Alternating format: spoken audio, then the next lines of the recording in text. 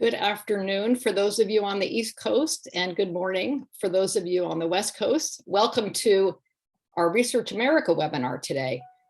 This session is part of a special series of discussions that we're having with recipients of the 2022 Outstanding Achievement in Public Health Awards, generously supported by Johnson & Johnson. While Research America's Advocacy Awards event is several months away in March, we are thrilled to hold these special discussions. Today, we're joined by two honorees, both among our nation's foremost public health leaders. Dr. Ashish Jha, Dean of the Brown University School of Public Health and recipient of the Meeting the Moment for Public Health Award, and Dr. Christopher Murray, Director of the Institute of Health Metrics and Evaluation and recipient of the Building the Foundation Award. Today's conversation will focus on several issues which have dogged us at every stage of the pandemic: public health communication, our data infrastructure, disinformation, and I'm sure we'll touch on other issues as well. So please type your questions in the Q&A or chat box, and we'll get to as many as we can during the Q&A portion.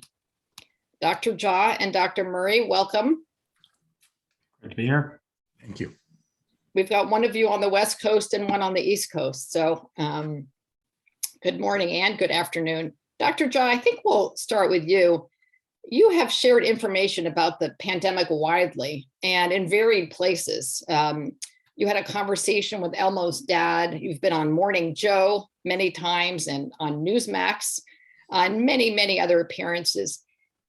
Can you talk about how your approach to public communication has evolved since the start of the pandemic? How are you applying this experience even today as you relay new information about the Omicron variant? Yeah, I would be absolutely happy to. And again, thank you for this generous award and for the opportunity to spend some time with all of you. The way things have evolved, what I think came to learn relatively early in the pandemic is that, of course, communicating facts and data matter, but doing it in a way that not only people can relate to, but it addresses the issues that are prominent on people's minds is particularly important. And my strategy, to the extent that I have one, is to be very sort of straightforward and plain, no matter who the audience is. So what I say to Newsmax, which is a relatively conservative right-wing audience, I shouldn't say that, but they're a relatively conservative audience, is the same that I give, same message that I give to MSNBC, that I give to CNN, that I give to reporters.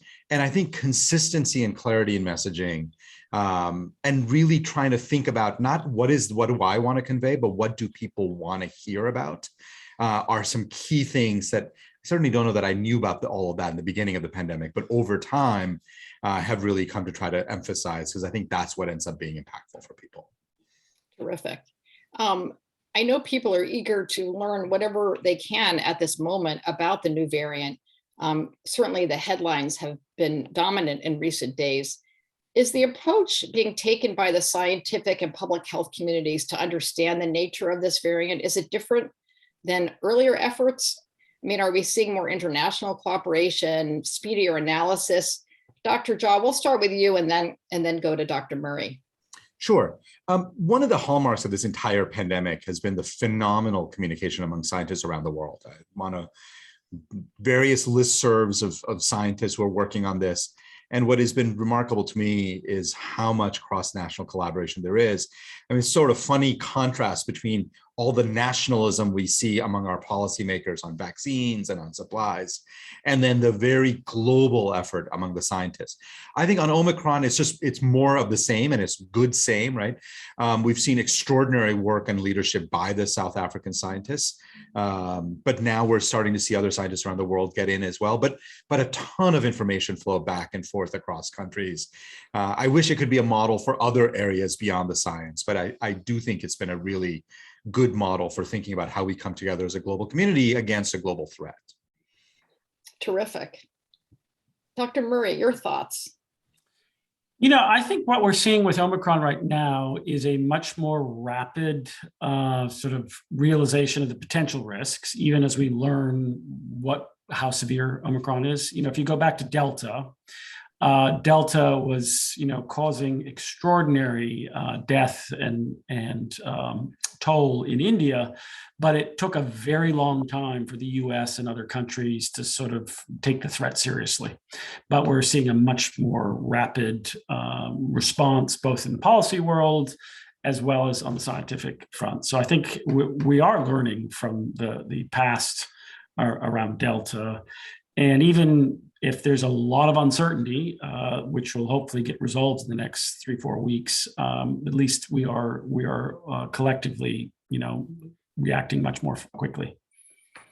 Dr. Murray, describe the early days of your institute's tracking of COVID-19. Had you already been tracking infectious diseases? And how has the use of your projections grown? What role will your projections be playing as we calculate the new variants potential? Yeah, I mean, our one of the main activities that we do at the Institute has a couple hundred people working on it is a thing called the Global Burden of Disease exercise, which is an annual assessment of sort of all the world's data on what is the incidence and prevalence and death rate from every disease, and obviously including many infectious diseases, as well as trying to run long-term forecasts out 25 years. So they're not really capturing the dynamics of specific pandemics. So it's sort of natural when the pandemic started to unfold, and the first place it started to unfold in the US was actually in Washington. So we started modeling COVID in early March, and did it actually on the request of our own hospital system. And then we got flooded with requests from other hospital systems in the US. So we very quickly, by I think it was March 26th, produced forecasts for every state in the US. And then that grew to most countries in the world by May, and then all countries by about June. And we've kept forecasting on a weekly basis ever since, and we'll continue. Right now, part of what's extraordinary about Omicron, about COVID, is just having to keep up with everything that's changing. So right now, we've been scrambling to revise our models to take into account Omicron, as an example, and hopefully we'll have that by the end of the week. But yes, we will continue, as we have been, trying to follow along what's likely to come in the sort of midterm, the sort of 4-month timeframe. Let's pivot to talking about some of the policy initiatives around public health data, and particularly vis-a-vis COVID-19. I mean, that has been a focus in Congress, and there has been an acknowledgement of the many years and decades we've essentially starved what many refer to as the public health infrastructure system. The last COVID relief bill passed in March included $500 million for data modernization, with a big chunk going to the CDC, and that's just one among many initiatives. Are we going about this correctly? Are we building the CDC's capacity to collect data from important sources like hospitals, and also to be able to synthesize it? And if you could both touch on the role of the CDC versus academic-based institutes in terms of how we really keep abreast of COVID-19 and other serious infectious diseases. Perhaps, Dr. Jha, we could start with you. Yeah, absolutely. This is obviously a critical issue. And one of the things that Dr. Murray's team did was fill in a hole that you would think under normal circumstances, you would have real kind of leadership from the CDC. I actually don't necessarily think that should necessarily replace academic or other types of work. But I want to see more of this happening from the government with institutes like IHME or other places, other academic institutions, building their own and, let's say, supplementing it. That didn't happen. And so we really were stuck without kind of more formal government forecasts. There was clearly an effort to try to build that. And I think that is starting to happen at the CDC. And Dr. Rochelle Walensky, who's its director, is, I think, pulled together a really superb team. On the issue of data infrastructure, the public health infrastructure has been really quite awful. For much of the pandemic, our ability to get data on weekends, our ability to get data on holidays, like, it's amazing that, like, we just can't do these things outside of the hours of 9 to 5, Monday to Friday on a non-holiday. Like that's not what a advanced country should be doing in terms of data collection. We still have in across the country massive reliance on fax machines and manual data entry in many places. We really have a public health data infrastructure that's kind of cutting edge 1990, and we have got to modernize. This has been a mantra for a while. I think the money that's being given is a really helpful start towards that. It's got to go to states as much as it's got to go to the federal government. One last point on this. One of the things that we learned, I think, early in this pandemic is that the traditional sources of public health data, hospitals, labs, all that, very important, not enough. That we have got to be able to figure out how to incorporate data on mobility. That comes from third parties.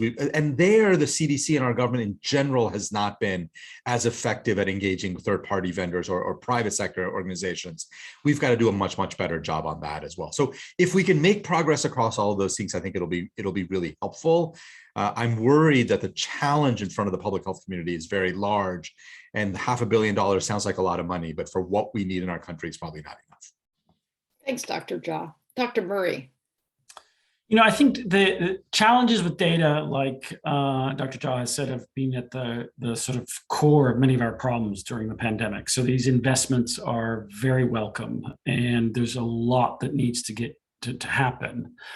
I think we're all better off, as the lessons we've learned through COVID, when there's a strong commitment to making data public, because we have suffered throughout the pandemic with some data sets just not, taking months and months to come out. So take how valuable data from hospitals has been about how many people admitted with COVID, how many people are dying from COVID.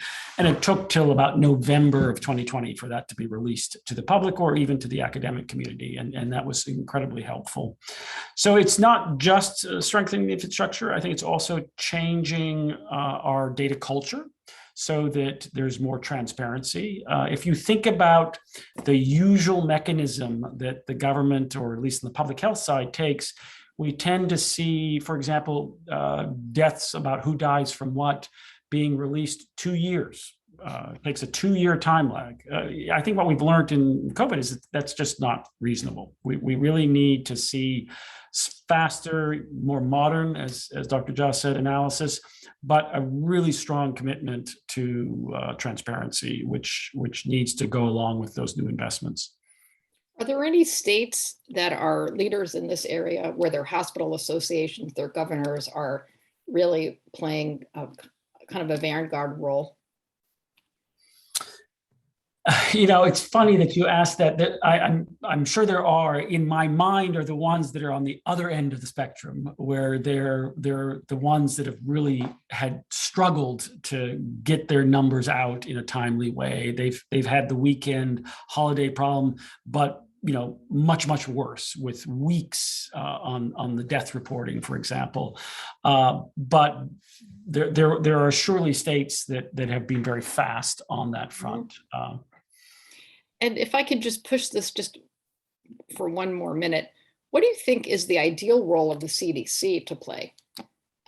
Is it a hub and spoke sort of thing, or is there some other kind of picture in your mind of what an ideal data collection and analysis system would look like for highly infectious diseases? And you're both welcome to jump in on that. In my mind, CDC's got to set the standards. They've got to help states, build up their systems. They've got to give the technical support to states to do that. I think it would be a mistake for us to expect CDC to do everything. I think we have, one of the great strengths of US public health is we have really stellar institutions throughout the country. And so what CDC shouldn't be trying to do is say, we're going to take on absolutely all aspects of this, but they've got to be the leader and set the standards, and also build up that community where we are all working together when the nation faces, such a critical challenge, such as we've seen with COVID. Thank you. I think that's exactly right. And I want to just emphasize a point that Chris made, which I think is really important, which is our public health history, culture is not one of a single entity that drives public health for the whole country. And while there are some advantages of having such a thing, there are also meaningful disadvantages. And we saw that in the pandemic. And I would argue that the biggest kind of failure in the first few months of the pandemic still plagues us today is the inability to really build out the right kind of testing infrastructure. That was largely driven by the failures at the CDC, which prevented other people from being able to step in and build out a testing infrastructure. We have so much capacity as a country to be able to do things. And when the CDC, when any one agency becomes the single source point through which everything has to flow, a failure there is catastrophic for the country. So I want a CDC that's vibrant, that's organized, that helps states, that sets standards, all the things that Chris said. But we also need to make sure that we have the ability that if the CDC fails and kind of falls down on the job, that we have the other intellectual and kind of financial and other technical resources of our country are able to be deployed within states, et cetera. Thank you both. Really thoughtful. And, we know a lot of the CDC money is dedicated to go to states and local communities. Dr. Murray, your institute includes projections based on some social behavioral data, such as social distancing and mask wearing. Could you tell us a little bit about how these projections work? Like, how do you extrapolate this information?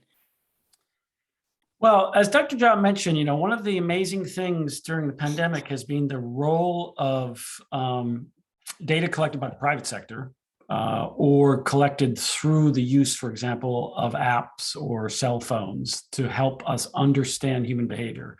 And, one of the biggest, benefits for understanding behavior during the pandemic has been the surveys conducted by Facebook, where they survey almost 1 million people a week on a whole series of behaviors like mask use. And that's been a critical input to understanding, what's one of the biggest drivers of transmission, how careful people are being, are they wearing a mask, are they avoiding contact or not? And what we've learned during the pandemic is that, I think before COVID, most infectious disease modeling, there was not a big behavioral element because people didn't change their lives because of flu or dengue or something else.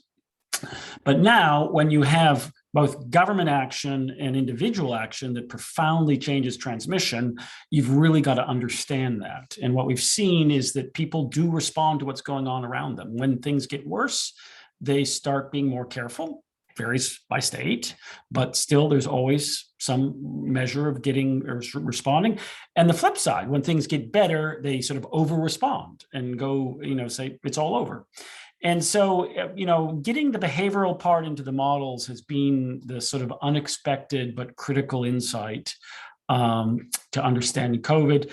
Same thing now with Omicron. We're going to have to understand how much more, we're seeing already booster, people going to get boosters. And part of that is concern about Omicron. And so, that behavioral part, which has not been central in the modeling community, really is something that we need to focus on and even do a better job in the future. It sounds like you're probably improving upon how you collect that data, continuously, I'm assuming. It's a new way to collect data. Yeah. Not to put words in your mouth, but when we think, at some point when either COVID becomes endemic or it's over, we also need to be thinking about, making ourselves all safer for future pandemics. Mm-hmm. And we don't want to we need to monitor those behavioral patterns and get more insight as we look to the future, because it will, in any future event, that'll actually be critical. Well, one of the things we were talking about when we were getting ready to go on was that in fighting the virus, the social and behavioral challenges have seemed more daunting than the scientific challenges in many respects. So let's pivot, and perhaps we could talk about mis and disinformation, which is not solely responsible for these social and behavioral challenges, but certainly feeds into them. Dr. Jha, how do you advise we handle disinformation, which is, more of the intentional spreading of of incorrect information. Do you think we should go toe to toe? Do we ignore it? Do we create policies to regulate content? What are your thoughts on that whole conundrum? Yeah, and let me start by kind of building a little bit on what Dr. Murray was talking about, but I think it feeds into this question. When I think about the earliest days of the pandemic, and I know we've talked about this before, Jenny, that like when I think about my earliest predictions about how America would do, and the ways I got stuff wrong, and we've all gotten things wrong in the pandemic, and my biggest failures, I think, have come from underestimating the impact of behavioral and social and governance challenges of the US, not so much on the biomedical stuff. And there are many things that feed into that, the lack of social cohesion, the politicization of all of this, but certainly misinformation, disinformation are a big part of it. And there are many ways of countering these things. Certainly misinformation and disinformation thrive in information vacuums. And so making sure that you are constantly flooding the zone with good information is very, very important as a way to counter it. Disinformation, particularly things that are often created by foreign adversaries. A lot of the disinformation around vaccines have been actually created by people who have with a very, very specific agenda. That's pretty hard to just counter by going out and refuting it alone. And it's not even totally clear that refuting misinformation, disinformation works effectively. I do think that you need all of the above strategies. So you need to flood the information zone with good information. You need to counter certain types of misinformation. You need to make sure you have the right people countering it, because that matters a lot. And then some of it is about deplatforming certain types of people. And I don't know that Facebook and Twitter, and Facebook has been particularly egregious on this and has been particularly uninterested in trying to counter this. But there's no reason for them to give platforms to foreign adversaries who are trying to spread misinformation in the United States. I think if social media companies don't take a more active role, and again, I think Twitter and Google have been largely better on this, but still not good enough. Facebook has been completely absent and uninterested. But if they don't, you're going to see governmental regulation that's going to be much more draconian and probably far less effective. So this is one where I would have hoped for more leadership from companies like Facebook. Thanks, Dr. Jha. Dr. Murray, how does disinformation impact the type of forecasting that your center is doing? I mean, are there fake data producers? Is it an issue among research preprints? Although do good scientists like both of you know which preprints to avoid reading? But how does it impact the science community and their work to really get at the facts? There are examples of just sort of false data that really are so extreme. You don't really need to spend a lot of energy to see them. 0 cases of COVID in certain countries for throughout the pandemic is an example where I think we all just say not worth paying attention to. It's the more subtle disinformation, the information that is sort of in the zone of what's credible and harder to disentangle. It's sort of why in general we are constantly trying, as everybody who's studying COVID is, to sort of what we tend to call meta-analyze all the different sources that are out there. What's a super big topic right now? Well, how quickly does vaccine-derived immunity wane? And we've seen studies out of Israel, out of Qatar, out of England, out of the US, out of Canada, and you can pick one or the other and make a story. And what you really want to do is take the totality of the evidence that's out there, and hopefully, when you have enough studies, you tend to sort of end up getting it right. And so that's our most people's general approach to this.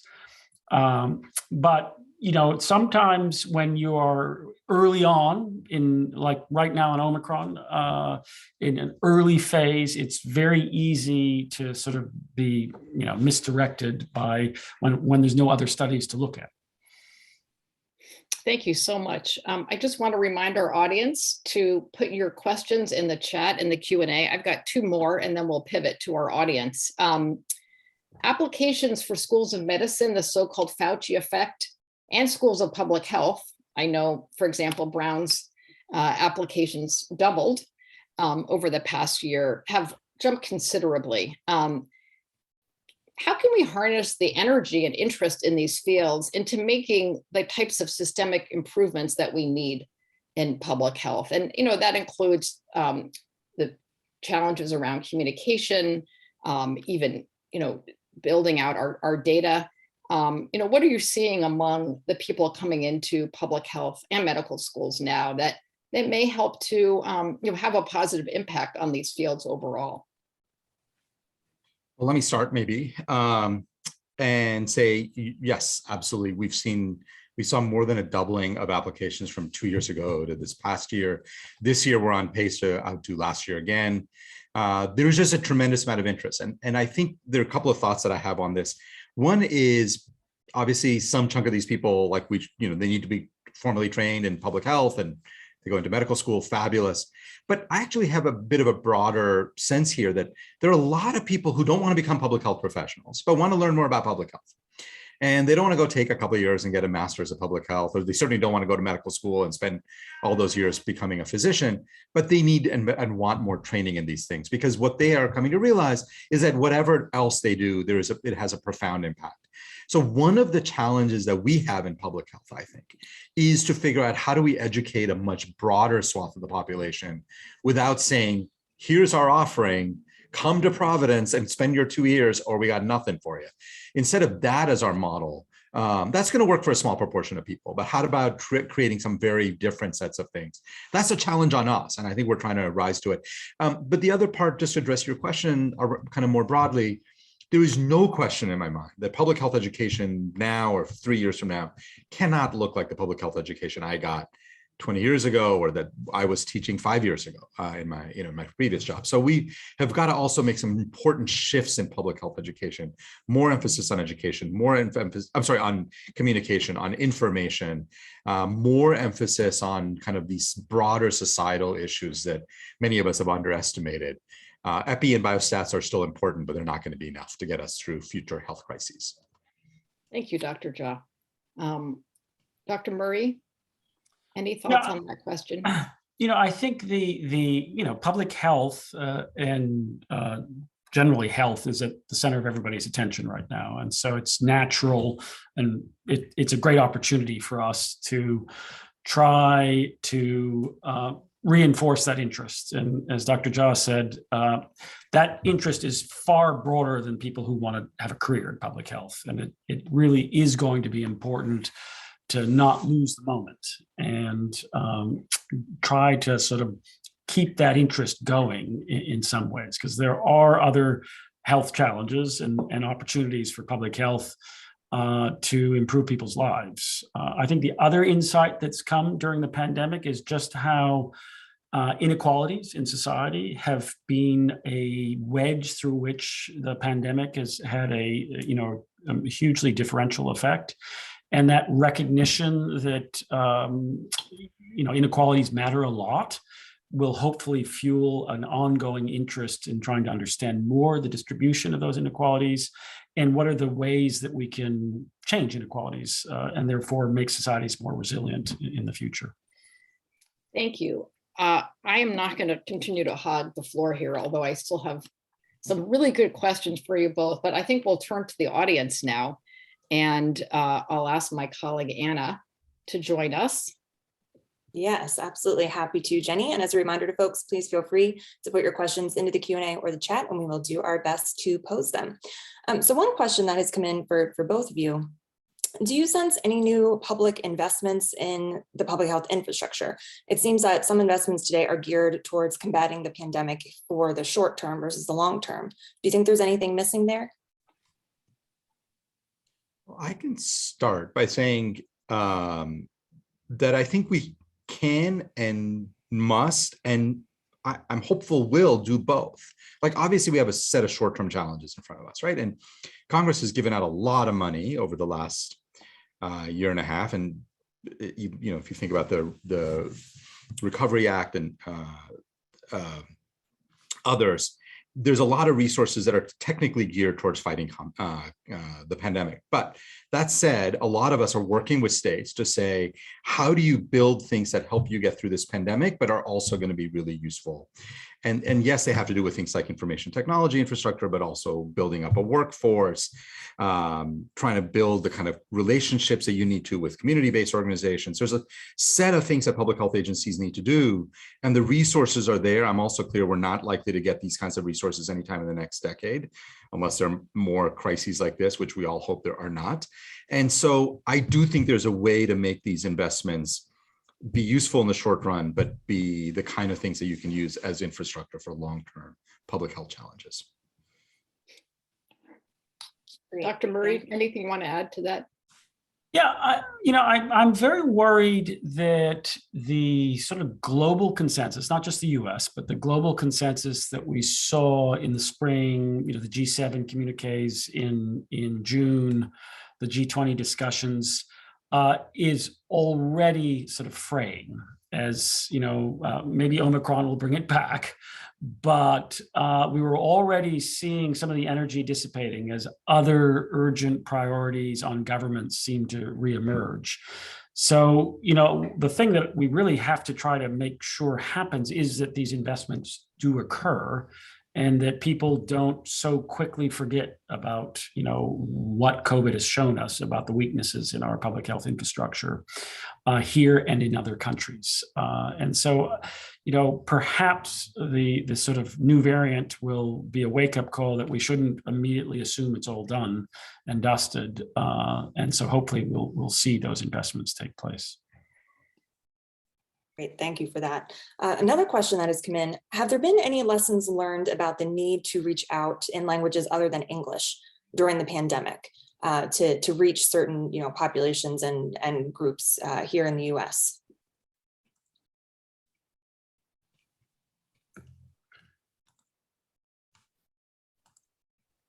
Can just a little more on the context of what, so there's been, there's a lot of work being done with that's come out of CDC, but elsewhere also trying to reach people who speak languages other than English, a lot of material in that, but I'm not sure I'm totally getting to the heart of the question that's being asked. Do you have a sense, Anna?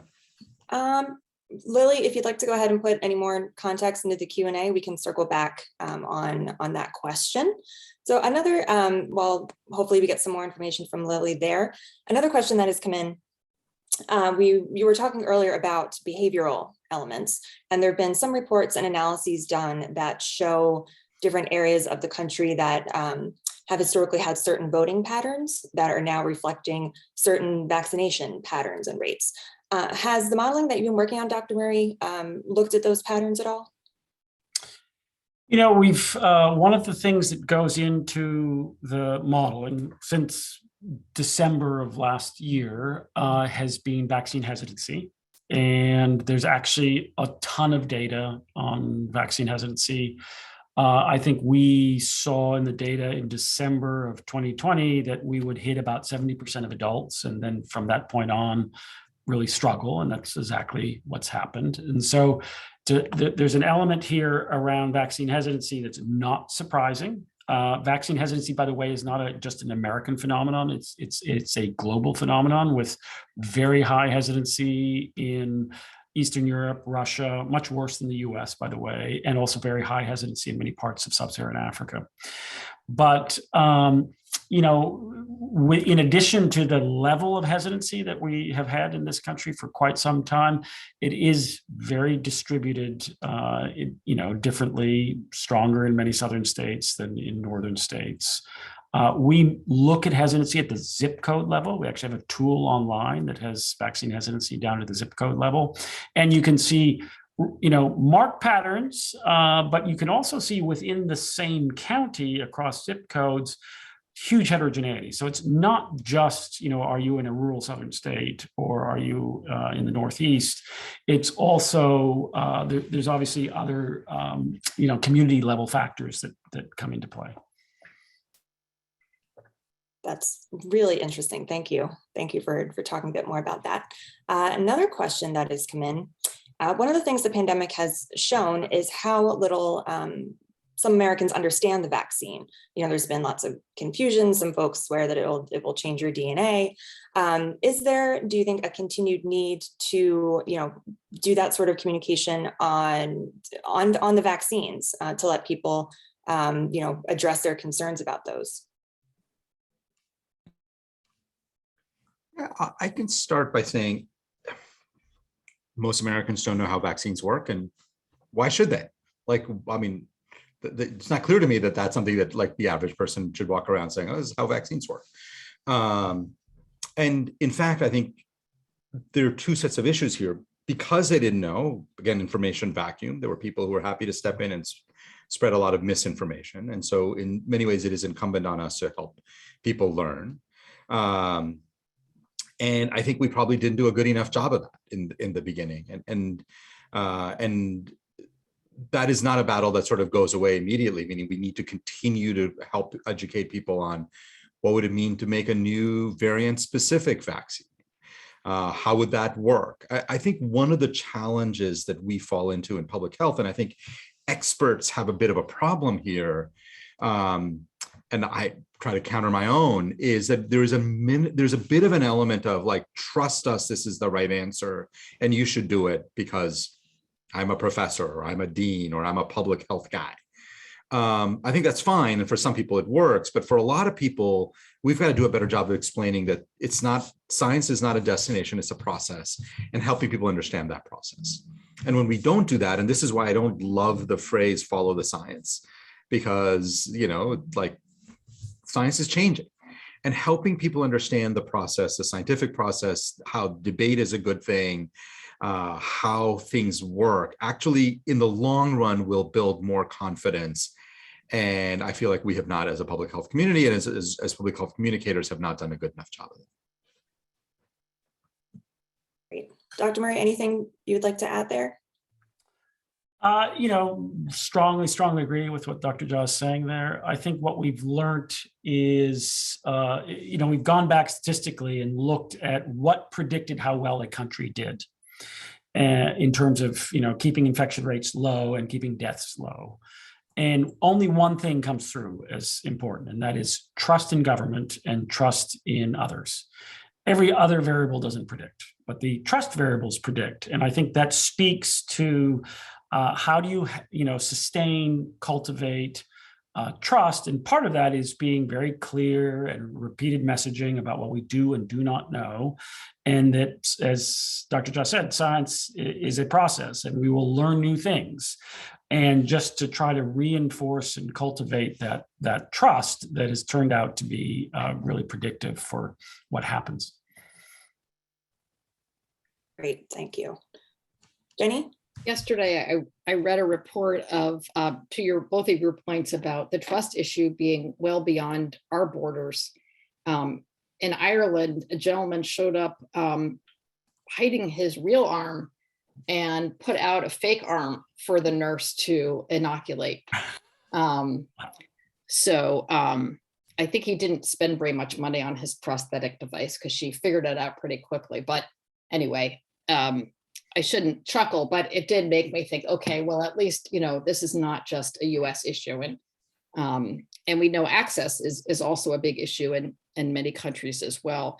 But speaking of the access issue, I wanted to ask you both, since this is a global pandemic, that's what a pandemic is, it's global. What do you think the US role is most important? What is most important about the US role from a global perspective? Because we know that in the end, we do need to address this globally. Where do you think the US is most importantly should be spending its time? The US government. Well, yeah, I have two thoughts. I'm obviously super curious to hear Chris's as well. Last weekend, again, time is all blending together, but I think it was last weekend, right? That was the first weekend after we discovered Omicron, or whenever it was. And people were talking about South Africa vaccination rates and why they're so low. And is it lack of access to vaccines? Is it hesitancy? And, somebody wrote a piece basically saying the problem with America is not what you fail to export, vaccines, but what you do export, vaccine misinformation. And how people like Tucker Carlson and others who spread vaccine misinformation from the United States are, those messages are shared widely across South Africa and actually create a lot of distrust. Let me take that to make a broader point. The broader point isn't we should shut down Tucker Carlson. We can't in our society. He's going to do what he does. Fox News can, but the government can't. But it's a reminder of how much soft power America retains. That what happens in America, the major players of American media end up having this very large kind of effect on global views on a series of issues. We can decide that's a good thing or a bad thing. It doesn't matter. That's a thing. I think America as a nation still has a ton of power to be used for good. You know, when I think about global manufacturing of vaccines, I mean, I think it's great that America has donated more vaccines than anybody else. And my friend Ron Klain says that about 3 times a day on Twitter. It's great. But America could have mobilized the world to ramp up vaccine manufacturing more than it did. And it would have been as much about soft power as it would have been about hard power and actually using it. It remains in some ways the indispensable nation, and the lack of American leadership, certainly under the previous administration, and what I would say is inadequate leadership under the current administration, has really hurt the global cause for how we fight this pandemic. Dr. Murray? You know, I think the world, our credibility and our ability to lead both for this pandemic and for future pandemics is, you know, greatly hurt by the fact that we've done such a bad job. You know, we stand out. We all expected, not just Ashish, but we all expected that the U.S. would fare well with the pandemic. We had one of the premier public health institutions in CDC globally. We have a very sophisticated medical system, and yet we did so badly.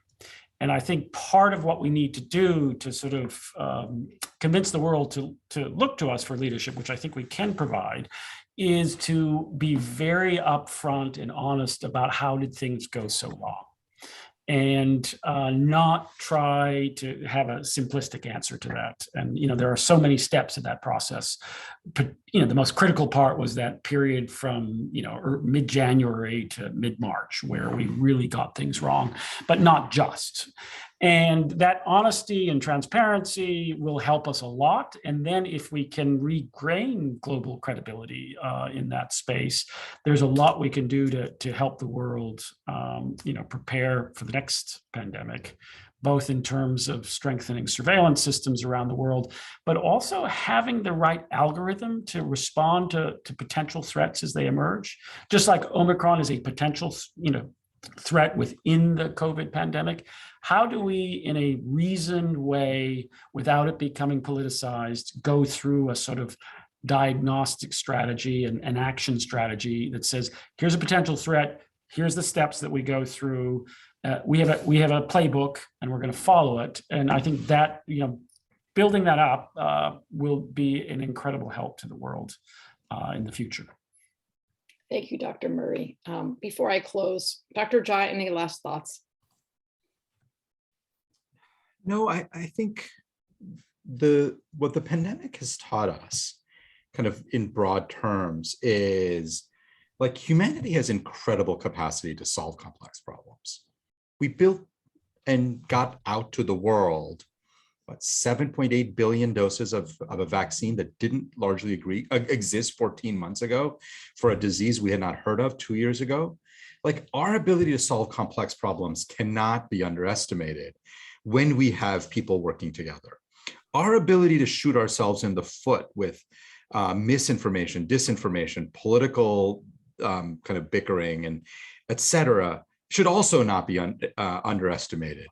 And so we are, like, there has been so many lessons out of this pandemic. And what we need to do is not say, well, we must behave better next time. I hope countries are less selfish next time. Like, that's not a policy strategy.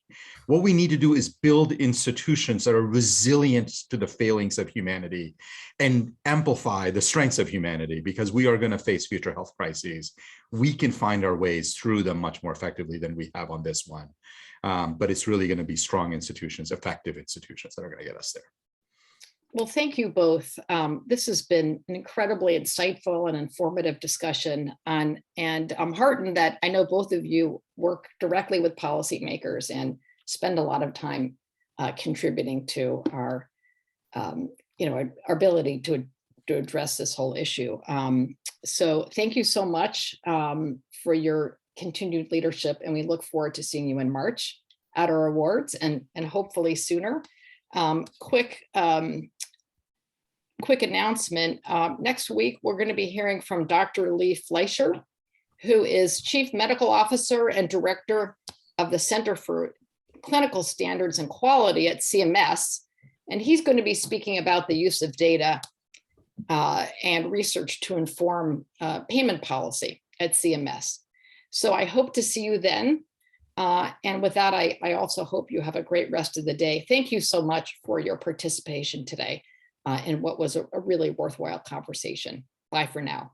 Thank you. Thank you.